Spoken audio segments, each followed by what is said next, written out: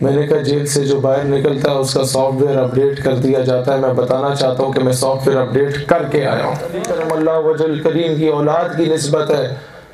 انہوں نے قلعہ خیبر فتح کیا تھا. جب تک میں بیت المقدس میں داخل نہ ہو جاؤں میں تب تک ملک نہیں لکھواؤں گا نام. ان کی کیمپ جیل وہی کیمپ جیل ہے جہاں 1970 کی دہائی میں مولانا عبدالستار خان نیازی کو بھی اسی جیل میں رکھا گیا. میں والے نان پہ خرید نہیں سکتا تو مجھے معاف کر دینا، لیکن اس دن میرا گریبان پکڑنا جس دن میں نظریے پہ سمجھوتا کرنا شروع کروں. زرداری جیسے بندے کو مجبور کیا کہ اقوام متحدہ میں جا کے ناموس رسالت کی بات کرے، اور اس نے کی.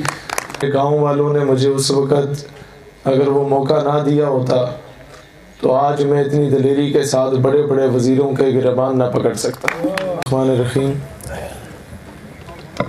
الصلاۃ والسلام علیک یا رسول اللہ وعلی آلک وصحبک یا حبیب اللہ صلی اللہ تعالی علیہ وآلہ وسلم. جب میں جیل سے باہر نکلا تھا تو ایک تو اس بات کی خوشی تھی کہ میری قوم نے میرا ساتھ دیا، لیکن ایک اس سے بڑی خوشی یہ تھی کہ جب مجھے باہر کھڑے لوگوں نے بتایا کہ جس کمرے میں تم ٹھہرے تھے یا جس جیل میں تم ٹھہرے تھے یہ لاہور کی کیمپ جیل وہی کیمپ جیل ہے جہاں 1970 کی دہائی میں مولانا عبدالستار خان نیازی کو بھی اسی جیل میں رکھا گیا تھا، جو تحریک ختم نبوت میں انہوں نے اپنا کردار ادا کیا. اور دوسری بات، ہم نے مسجد کے تقدس کی بات کی. یہاں حافظ افتخار صاحب اگر آئے ہوں تو یہ جو سامنے مسجد ہے 2008 کی بات ہے، جب میں 8ویں کلاس میں پڑھا کرتا تھا. میرے دادا اللہ ان کے درجات بلند فرمائے وہ مجھے لے گئے تھے کہ عشق رسول پہ آپ نے جمعے والے دن جو ہے آخری 10 منٹ میں حافظ افتخار صاحب سے درخواست کروں گا تو آپ کو یہاں موقع دیں گے بولنے کا. تو میں سمجھتا ہوں اس وقت میرے گاؤں والوں نے مجھے اس وقت اگر وہ موقع نہ دیا ہوتا تو آج میں اتنی دلیری کے ساتھ بڑے بڑے وزیروں کے گریبان نہ پکڑ سکتا. مورخ جب لکھے گا تو ضرور لکھے گا کہ ٹاکرا جب بھی وقت کے بادشاہوں سے ہوا تھا تو اعلان بغاوت بھی میرے گاؤں سے ہوا تھا. میرے بزرگوں، میں صرف ایک بات کہنا چاہتا ہوں. جب جیل سے باہر آیا تو لوگوں کو مجھ سے توقع تھی کہ بڑی نپی تلی گفتگو کرے گا. میں ان کی توقعات کے خلاف گیا. انہوں نے مجھے کہا کہ آپ کے الفاظ کا چناؤ تو بڑا مثبت ہوتا تھا، آپ نے بڑا جذباتی باتیں کی. میں نے کہا جیل سے جو باہر نکلتا ہے اس کا سافٹ ویئر اپڈیٹ کر دیا جاتا ہے. میں بتانا چاہتا ہوں کہ میں سافٹ ویئر اپڈیٹ کر کے آیا ہوں. دوستان ذی وقار، میں اپنے دشمن سے بھی کہنا چاہتا ہوں کہ جب ہماری لو رسول اللہ صلی اللہ علیہ وآلہ وسلم کی گلی سے لگی ہونا تو پھر ہم بڑے بڑے وزیروں کو کسی کھاتے میں نہیں رکھتے. اور میں اس سے کہتا ہوں کہ ڈبو صاحب مجمع لگاتے، میدان لگاتے، آمنے سامنے مقابلہ کرتے، یہ کیا زنانیوں والی حرکتیں تم نے شروع کر دی ہیں؟ یہ کیا بزدلوں والی حرکتیں تم لوگوں نے شروع کر دی ہیں؟ کیا اس انداز سے اگر آواز دبائی جاتی تو علامہ کفایت علی کافی جن کے دوستوں کو 1857 کی جنگ آزادی کے بعد توپوں کے ساتھ باندھ دیا گیا اور پڑخچے اڑا دیے گئے تھے، وہ رک جاتے. جن کی قمیض اتار دی گئی اور جسم پہ یہ بزرگ جانتے ہوں گے کوئلے والی وزنی استریاں رکھی گئیں، اور جب چمڑی اتر گئی تو اس کے اوپر دوبارہ ان کے اوپر وہ مرچیں ڈالی گئیں اس جسم پہ، پھر استری پھیری گئی. آواز دبانی ہوتی تو اس وقت دب چکی ہوتی. آواز دبانی ہوتی تو اس وقت جب انہیں لے کے جا رہے تھے جیل میں پھانسی کے لیے تو وہ یہ نہ کہتے کہ کوئی گل باقی رہے گا نہ چمن رہ جائے گا، بس رسول اللہ کا دین حسن رہ جائے گا. آواز دبنی ہوتی تو اس وقت ہاتھیوں پہ بٹھا کے علماء کو ان کے پاؤں کو باندھ کے اور یہاں شولڈر سے نیچے رسی کو باندھ کے درخت سے باندھ دیا جاتا تھا، اور جب ہاتھی کو دوڑایا جاتا تھا تو آدھا دھڑ ان لوگوں کا 1857 کی جنگ آزادی میں درخت سے لٹکا ہوتا تھا، آدھا ہاتھی کے ساتھ ہوتا تھا۔ آواز دبنی ہوتی تو کبھی پاکستان نہیں بننا تھا۔ یہ بات یاد رکھیے گا، یہاں پر لوگوں کی انٹینشنز اور ہوتی ہیں۔ میں جب بلوچستان ایشو پہ میں نے 4 سال کام کیا تو وہاں کے سارے وزراء میرے بڑے اچھے دوست رہے۔ میرے کزن مجھ سے ناراض رہے کہ تم لوگوں نے ہمیں آئل اینڈ گیس میں نوکری نہیں دلوائی، تم لوگوں نے علاقے کے لیے کیا کیا ہے؟ میں نے کہا بات یہ ہے کہ جس دن میں نے اپنے کسی وزیر دوست سے کہہ دیا کہ میرے کزن کو نوکری دلواؤ تو میں کبھی اس سے پاکستان کی سالمیت کے لیے کام نہیں لے سکوں گا۔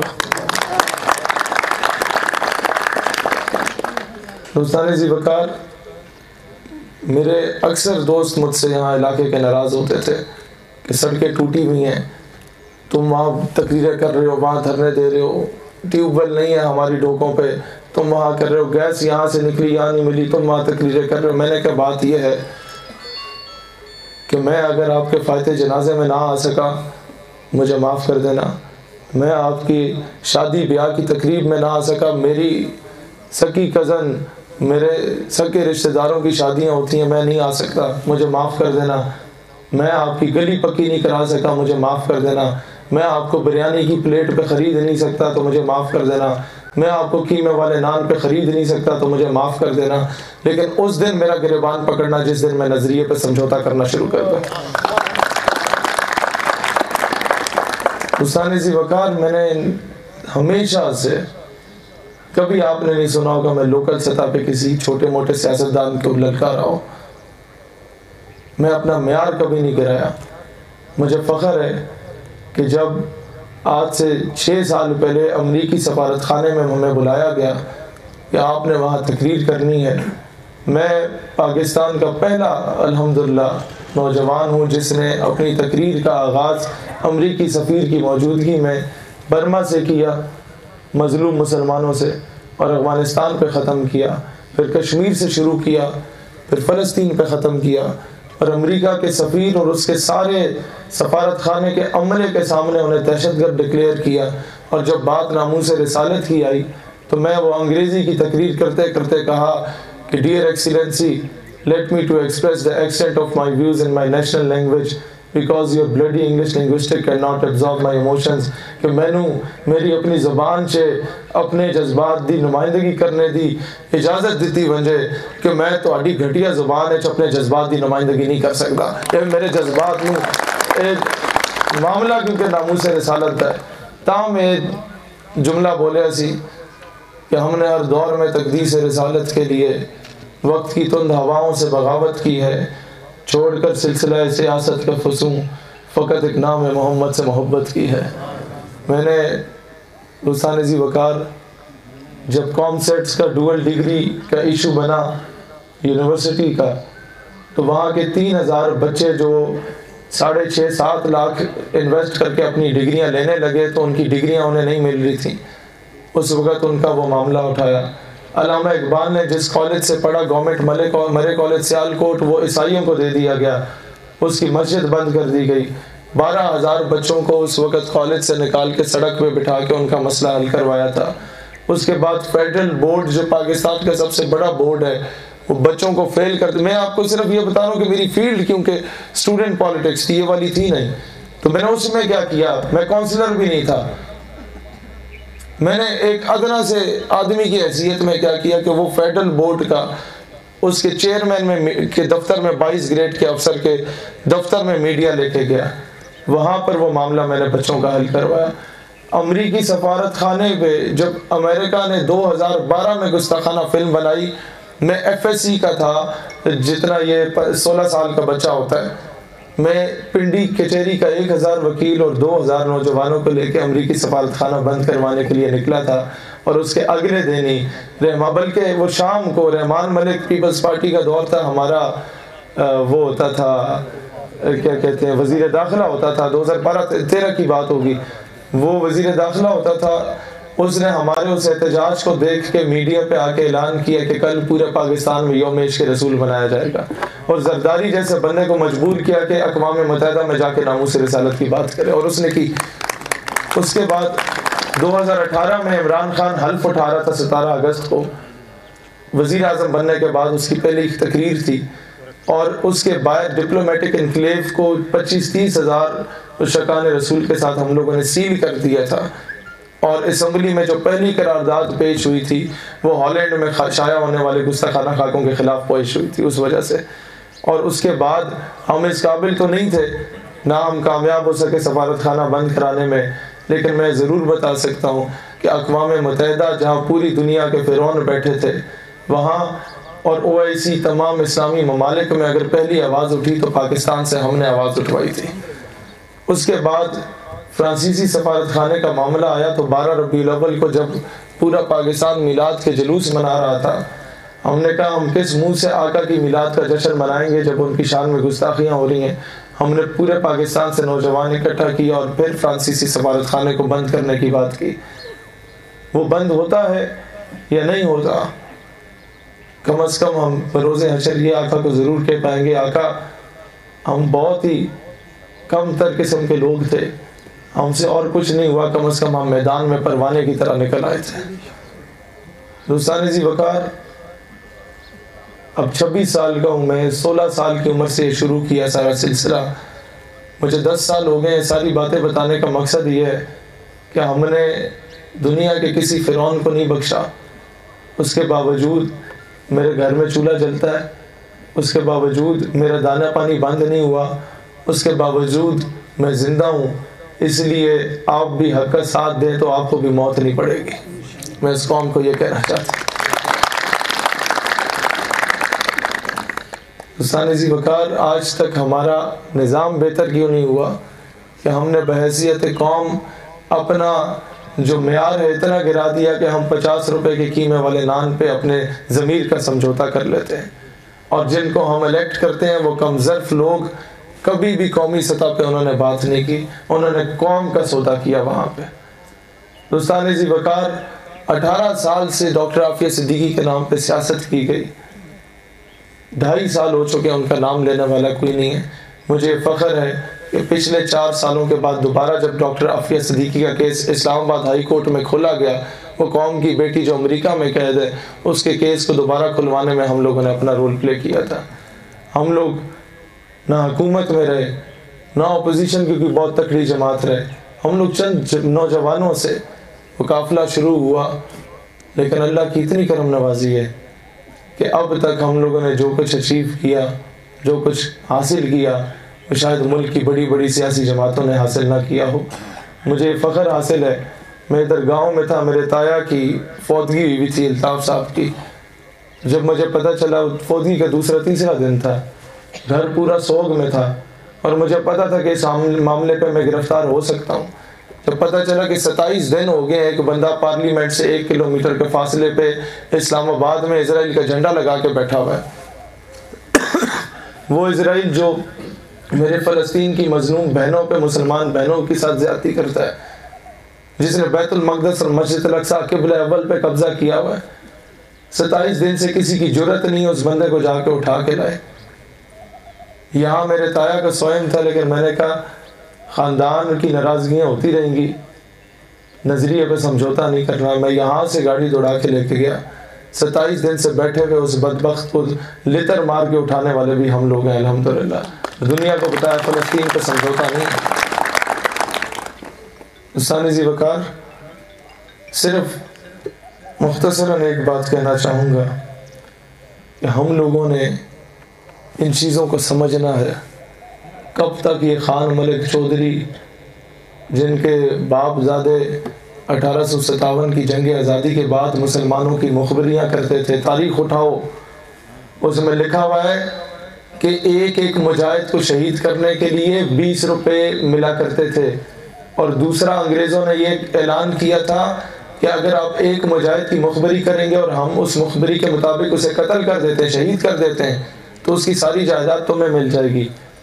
اس عوض ان لوگوں کو جب انگریز جانے لگا تو اس نے کہا کہ ہمارے جو لوگ کتے نہلایا کرتے تھے اب انہیں نواز کے جاتے ہیں تاکہ پاکستان پہ ہمارا تسلسل قائم رہے، ہمارا تسلط قائم رہے۔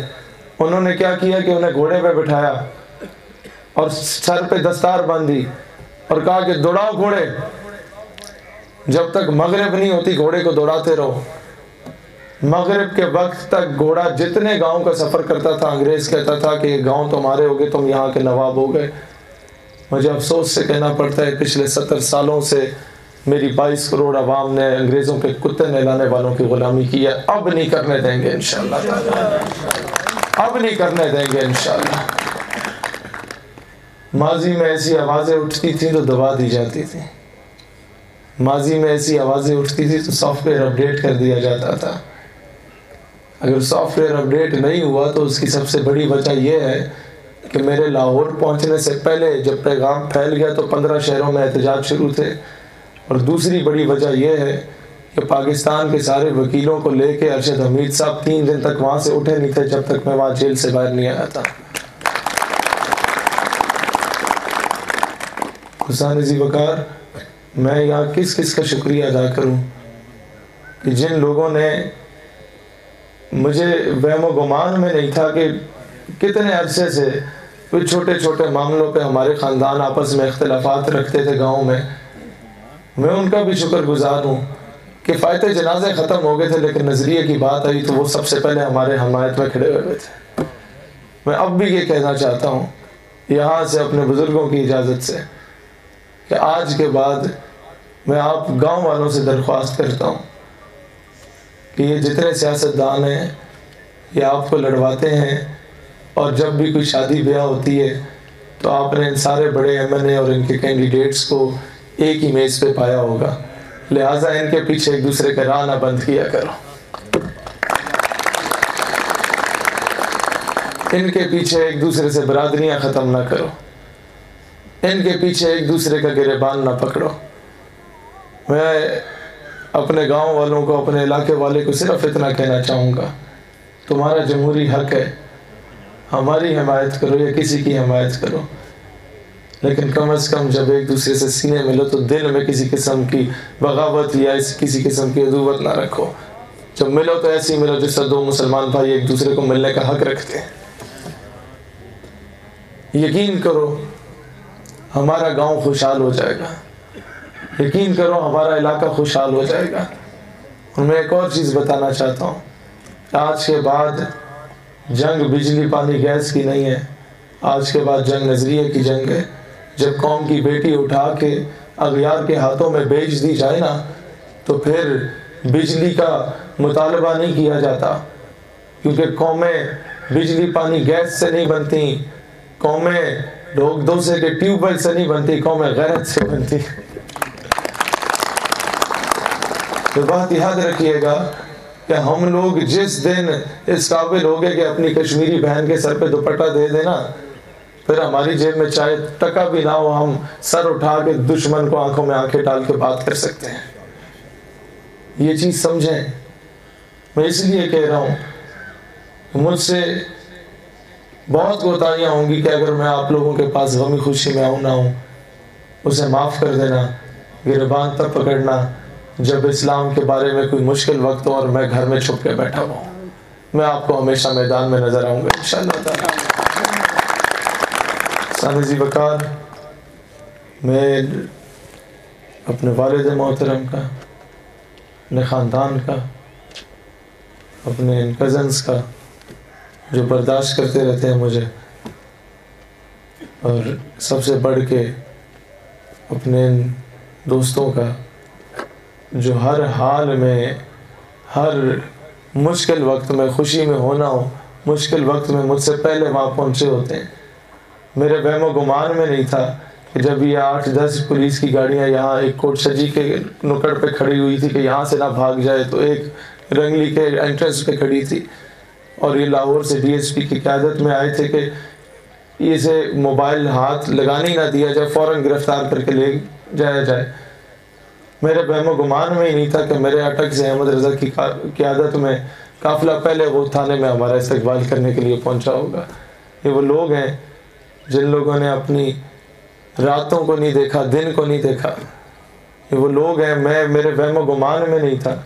یہ تو میرے والد صاحب روکتے رہے، نہیں تو یہ ملک صاحب جو ہیں، یاسر کدھر گئے، یہ تو یہاں بلاک کرنے کے چکر میں بیٹھا ہوا تھا. تو ہر بندے نے، میرے کولیگز جو ہے، ہر بندے نے، میرے اسٹوڈنٹس جو ہیں، میں آپ کو ایک بات بتاؤں انقلاب کسے کہتے ہیں. میں ہمیشہ اپنے کولیگز سے بھی کہتا ہوں کہ کالج کا بچہ اگر 1000 نمبر لے لے، کامیابی میرے لیے وہ نہیں ہے. میرے لیے کامیابی یہ ہے کہ میں نے اپنے بچوں کو پڑھا کے اس قابل کیا کہ جماعت سے جب ایک باپ آیا، اس نے مجھے کہا کہ یہاں پر ایک، میں نام نہیں لیتا وہ کون سا افسر تھا، لیکن سینئر افسر کی بیگم جب آپ کے THQ میں ہسپتال میں لائن لگی ہوئی تھی، اسے توڑ کے آگے جا رہی تھی نا، پیچھے پولیس پروٹوکول بھی تھا کہ میں پہلے ڈاکٹر کو چیک کراؤں گی.